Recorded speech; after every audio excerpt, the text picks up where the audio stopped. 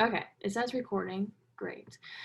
So how's everyone doing this morning? I know that I don't know about you guys, but this has been one hectic week, one busy week. So I really just want to take a few minutes to kind of assess where everyone is, or and even in their day, assess where they are in their day. I know it's still early in the day. Um, but if you're having a bad morning, I mean, I know when I was in high school or middle school, when I was younger, essentially, I used to think, oh, I would have a bad morning and think, oh, this is such a bad day. And then I was told by a teacher who I didn't even like, but this was some good advice. He said, you're not having a bad day, you're just having a bad morning. So I hope no one's having a bad morning. But anybody want to share anything exciting this week? Any kind of stress they maybe want to get off their chest for a second?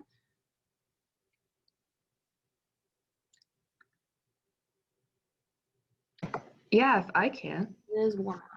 Go ahead, Jess. So some of you might be in your senior seminar right now. I have Dr. Huff, who is frankly amazing. And we get to read Lovecraft this week. And I'm so excited. It's due today. But and I have to write a research proposal. But yeah, I get to read Lovecraft, and I just finished my book for my Chinese class. It's called Wild Swans. And it's about the person who wrote it. She talks about her grandmother and her mother during pre and during communist China and like Maoist cults. It's actually really interesting. But I finished it yesterday, and I get to read Lovecraft today. So great novels to read. That's exciting. Yeah, I always love good books, so I definitely share the excitement that I'm excited for you. Thank you for sharing. Anyone else want to share?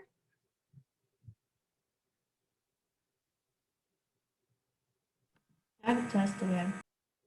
Good luck. I need it, thanks. Yeah, good luck. Tests are intimidating, but I'm sure you'll do great. Anyone else? I have like 3 papers to write today. We're gonna have fun. Yeah, good luck to you as well. I know the feeling, trust me. Okay, so lots of stresses, some excitement and lots of stresses. I can feel it through the screen. I can feel your stress. I resonate with it. Well, I wish you all the best in your endeavors. Is there anyone else who wants to share how they're feeling or how they're starting off their day?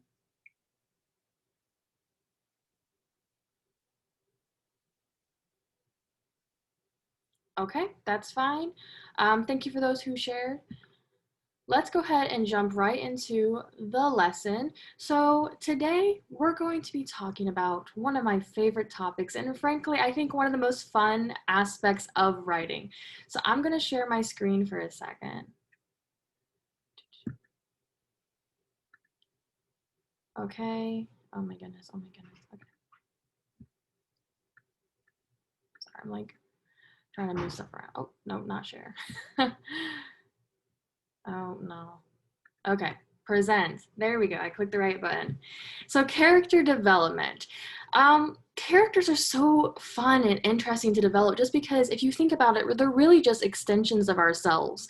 And I think they're one of the easier aspects of writing because this is a creative writing unit. This is, so this is, fun. This is more expressive and more creative, as creative writing, the title would imply. So I'm very excited about this. And if you have any questions during this, if I go too fast, please just let me know. I will slow down or I will repeat anything you need me to repeat. So just let me know because I know sometimes I can like talk a little bit fast.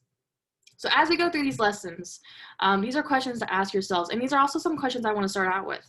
So kind of start into this open discussion a little bit. What have been some of your favorite characters from books or even movies or film, and what made them stand out to you? Why did they become your favorite? And anyone can jump in at any time. This is open discussion. I'll go ahead and start. My favorite character of all time is her name's Veda Sultanfuss from My Girl. It's a movie. I actually named my dog after her, so we have little Veda. She's my favorite. She's like 11, and she's like going through like life as an 11-year-old with a dead mom, and she's like one of my favorite things about her is when she first gets her period and she like freaks out and she shoves her friend down and she's like, leave me alone for 5 to 7 days. Like she's just very dramatic and very like, she's very funny and like cynical and like anxious, and I just love her. Okay, so yeah, so a character with a big personality is kind of what draws you to them. Is that safe to say? For sure. I love big personalities. All right, great. Yeah. Anyone else? Yeah, my parents actually went to go see My Girl when it was in theaters when they were still dating, and they talk about it sometimes. But they've never let me watch it because of that. But one of my favorite characters of all time is Jane Eyre from the book Jane Eyre. I especially love so there's a lot of like movies and miniseries that are adapted from like the BBC theater and everything. And I love how different everybody makes her. She's supposed to be really plain and like she has like this really passionate nature that she has to like suppress. And every image of Jane is very different. And I really like that. Like like in some versions she's like actually pretty, which is like not the point. She's supposed to be not pretty. She's supposed to like blend in. In other versions, they like work really hard to find like the most basic, looking woman ever, basic British woman looking ever. And in other versions, she's like, I have my favorite ones, but she's like really good at like giving off that like suppressed persona. And I really like her as a character. And I also really like how people read her, if that makes sense. Yeah, I see what you're saying. Okay. Yeah, great choice. Yeah. I'm definitely on board with that. I like that. Thank you for sharing. So the next question, unless there's anyone else who wants to share, I don't want to move on before someone has the chance to speak if they want to. Okay. So when you think of character development, what's the first thing that pops into your mind? Where do you really start? So we'll kind of morph questions 2 and 3 together because they're very similar. So where do you start with character development? If you were asked to make your own character, do you start with appearance? Do you start with background? Do you start with their personality, hobbies, likes and dislikes? Where would you, putting yourself into the perspective of a writer, where would you start? For me, I would think of like what I want that character to be, or like their function in the story. Because my favorite character is a lot like me before I learned that people are different and don't function like me, which is really funny. But for me to read, so I would think of like, okay, what is their like point in like the story? Because like if they're supposed to like take in an orphan or something, I would hope that they're nurturing, or that then the character is like not like hard-hearted, and then they become like soft by like this like incident. And so that's part of where I start, is like, where are they going and what is their purpose? Okay, so yeah, I like that. So you're very focused on like plot driven, and then you kind of use the characters and you kind of form them to the plot rather than other way around. Okay, yeah, and this is definitely a unit where we would come out talking about plot driven versus character driven stories. So yeah, thank you. That's a good thought to add. Anyone else? For me, I really like when characters go through like physical changes as they go through their character development, like cutting off your hair or growing your hair out or something like that. So I don't know, probably is not the best strategy, but when I like to write characters, I like to plot out how they're like physically going to change and then match up how I want their like emotional growth to go with that. So like Prince Zuko with his hair changing, like the little ponytail and cutting it off and growing it out. And yeah, big fan of Prince Zuko, so thank you for that. And also I have never heard that approach before, and that is really interesting actually. I've never thought about like that before, so thank you. Anyone else? Yeah. You can go ahead, Jess. Go ahead. No, you can head. I've already answered too much. Me too. I always try to be overly participative in these, just in case anyone else doesn't want to. So yeah. Character development. Where do we start? When I write, I normally start with like a something that goes wrong in their life, like what's the worst moment for them and how do they respond, and then from there, like I kind of try to figure out like if that's how they respond in crisis, like who are they as a normal person? You know what I mean? Like, are they the same one, or are they just really good in crisis? Because like I'm a very anxious person, but in crisis I'm pretty good. So it's like, are they that kind of person, or are they just always really responsible?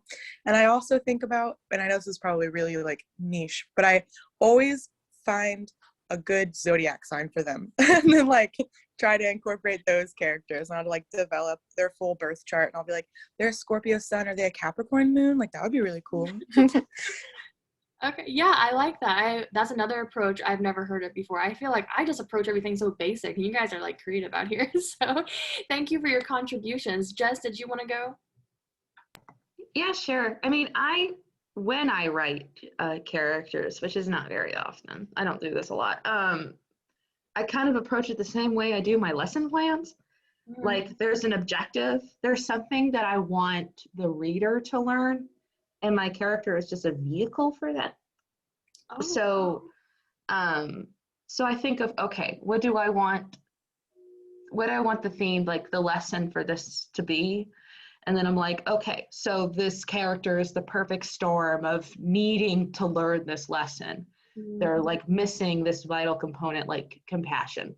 They're very cynical. They don't like care about other people because caring about other people has gotten them hurt before or something like that.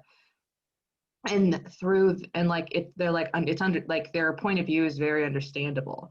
But then like as the story goes along, like they learn like that valuable lesson, like compassion, like even if it hurts you, like it's still important to be nice to other people. And like, yeah, I kind of do the backwards design thing, and which is so teachery, right? It's so boring. And then you add in all the fun details after that. You get to have fun after that. Right. Okay, thank you. And David Mondor, I know that if you don't want to contribute anything right now, that's totally fine. But I know you guys play D&D, which has to do with a lot of character design and things like that. I don't know a lot about D&D, so correct me if I'm wrong.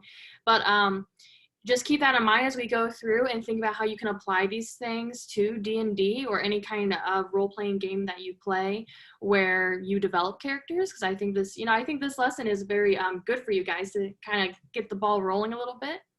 David, did you add something? I was actually going to talk a little bit about my character development. If we don't have time, it's fine. Oh, it's fine. Go ahead. I mean, I just said that because it has something to do with like I've noticed, like as I'm writing my characters, it's slowly like shifted from me trying to think of like their belief systems, and like their values, and there's just building around that. Mm-hmm. And now that I'm looking at this perfect template from this game, like I've been kind of using that strategy to write characters and, stories. So yeah, that's all I was going to say, is it's just a great way to structure, like an entire person without kind of skimping on any dynamics or details. All right. Thank you. Does anyone have anything else to add before we move on? All right. Okay, there we go. So types of characters. There are so many different types of characters. I'm sure there's a few that jump into your head when I say types of characters, such as the protagonist and antagonist. Those are definitely common ones that are present in just about every story that has characters. So the protagonist is the main character of the story.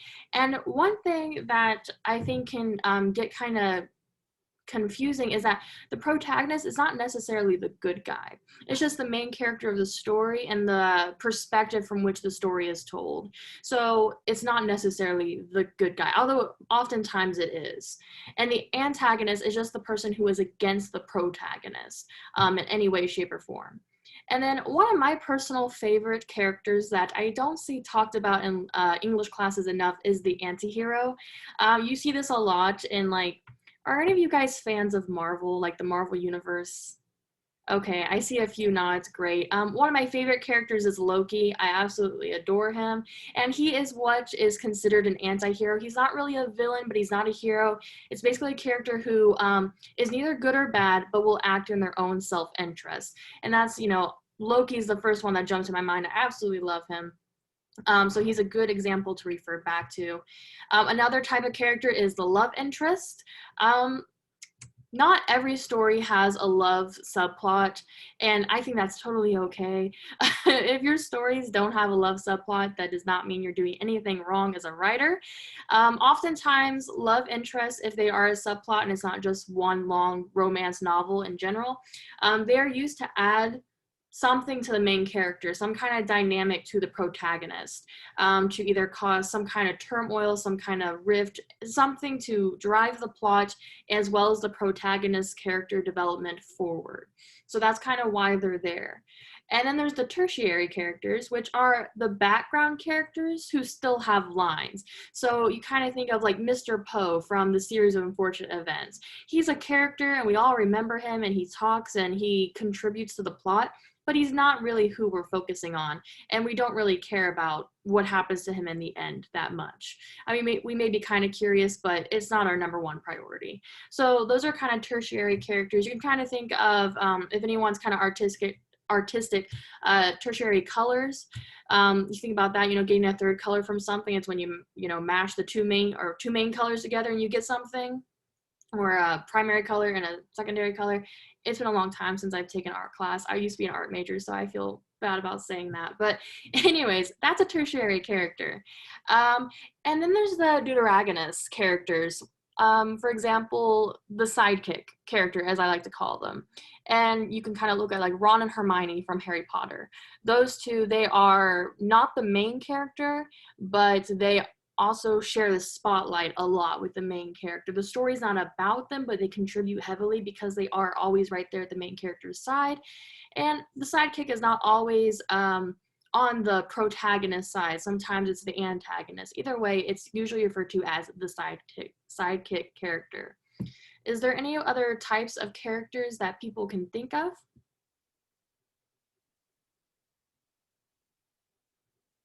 Kaylee? Flat characters. Flat characters, yeah. Because I think I remember that because I thought it was a weird name, but it makes sense because they literally do nothing, but they are kind of needed to like fill the story. So. Yeah, definitely. Flat characters, good example. Thank you. Anyone else have any that come to mind? Again, there are lots of different types of characters. These are just some of the main ones that I thought would be best to focus on for this lesson. But if no one has any more, we can move on. So I left this slide a little blank because I wanted us, oh, shoot. I wanted us to kind of fill it in together. So let me what makes a character multi-dimensional? And it's kind of what Kaylee was talking about, flat characters. This is kind of the opposite. What gives a character depth and dynamic? Think about your favorite characters and why you like them. Think about how they change throughout the, every story has like a story arc.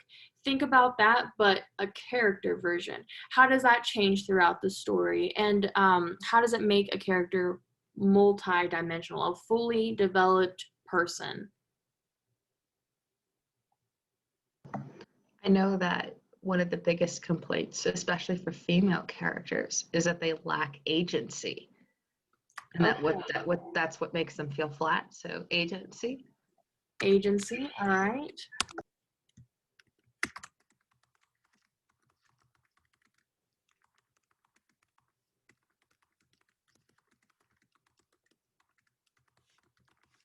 All right, anything else? I think also with female characters, going off of that, is like that they aren't just subscribing to like a love story. Like they're multidimensional if they have, well, I guess that could be anyone. Multidimensional if they have like several levels and it's not just like one aspect of the personality. Like if the story of Harry Potter was only about him fighting Voldemort, it would not be fun. Like we have all the extra little side pieces. Okay, so I think what we're gleaning so far from this is that female characters are difficult to write. They are. Okay, anyone else? I also really like inner dialogue. That's one of the reasons I really like Jane, is like she talks to herself a lot, and she deliberates on issues before she talks to somebody. So even if she can't have these conversations with characters, we still get that thought process within, we still get that dialogue within herself. Mm-hmm.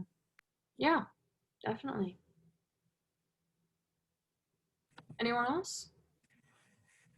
I was thinking about growth, whether it be or like change. So whether that be that they have like a change of heart, or they grow up, or they like cut their hair, like Paige was saying. Oh, shoot. Okay. So yeah, growth, definitely. All right, is there anything else anyone wants to add?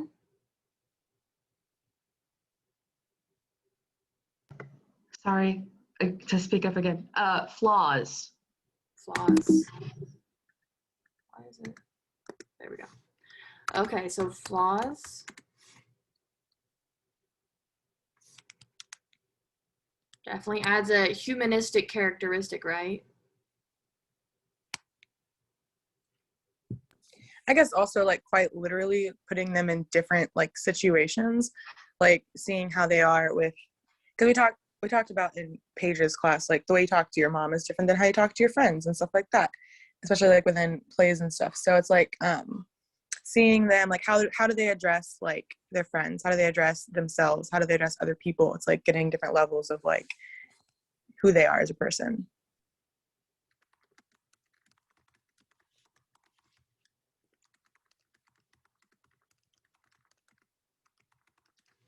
All right, all very great contributions. Is there anything else anyone wants to add before we move on? Okay. Creating character arcs. What you guys have just said is wonderful because it kind of ties into my next point, which is creating character arcs. We talked about flat characters, and multi-dimensional characters have character arcs because, as we talked about, they go through change, they go through growth. So character arcs, and let me go back to presenting because it looks better. Character arcs. So changing values is something you can look at. How do their values change from the beginning of the story to the middle to the end? And I know that sometimes beginning, middle, and end is not so easy to define when you actually start writing a story, but you know, relatively where that falls. How are their value? How can you assess their values in those three main locations? So does something happen in the narrative that causes them to gain new perspective? Did they go through some kind of traumatic event, or that's the loss of a friend, the losing of a battle, whatever kind of story it is you're writing? Is there something that gained them new perspective? Okay, and do their views on a topic and or person change? Do they, like, I'm going back to Loki, it kind of just, he kind of goes from being a villain to helping out, to he transitions to being an anti-hero, and that's why I like him so much, because he has such a dynamic character arc. That's why I really like him. So he kind of transitions in that way, and so you can kind of look at that. Do they start helping the other side if you have, you know, two sides or multiple sides in your story? So those are the kind of three that I picked out, and I think that they kind of just push the character arc forward. Is there anything else anyone wants to add to that?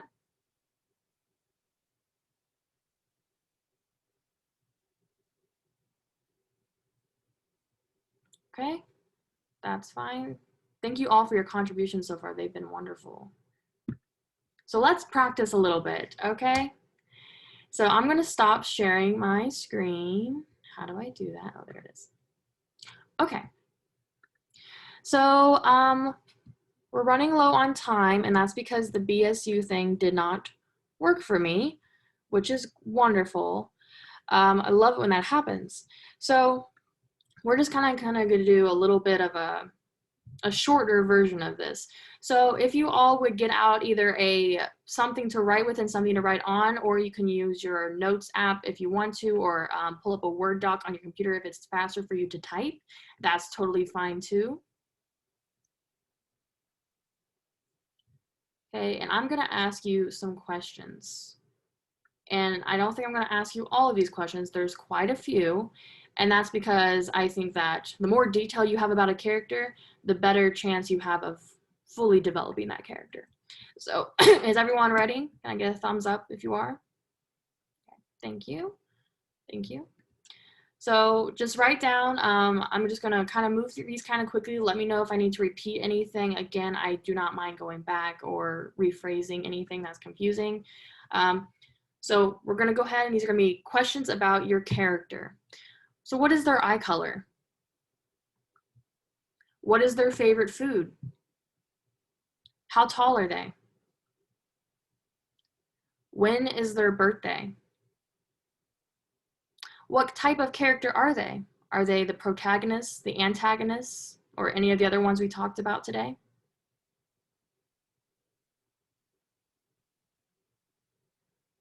What religion do they practice, or do they practice one at all?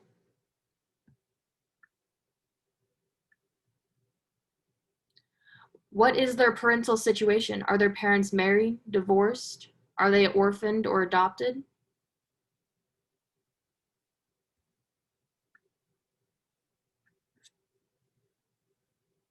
How many siblings do they have, if any? What decade do they live in? Where are they from? Where do they live now? Do they speak with an accent? What do they collect, if anything?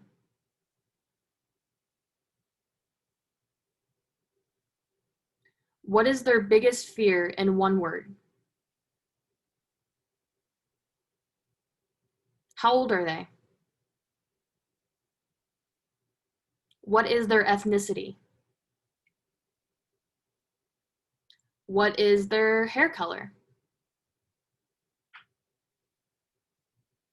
What is their shoe size? What is their hair texture?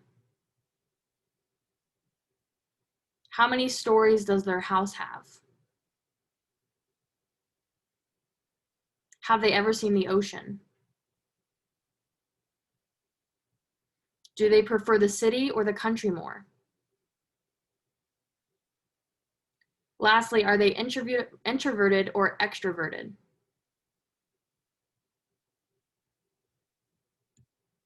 So I know that is just kind of very basic, simple questions. But again, the more detail you have about a character, I think the better chance of you have of developing that character further.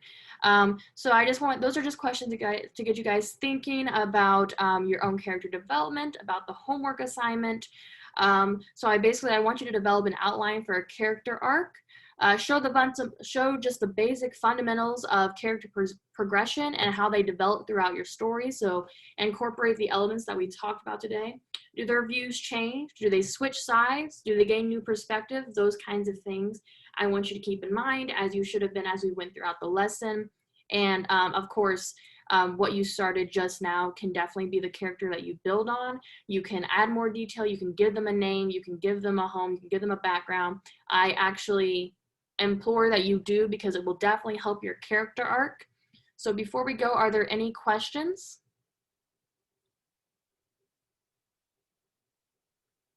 Okay, great. Thank you guys so much for coming.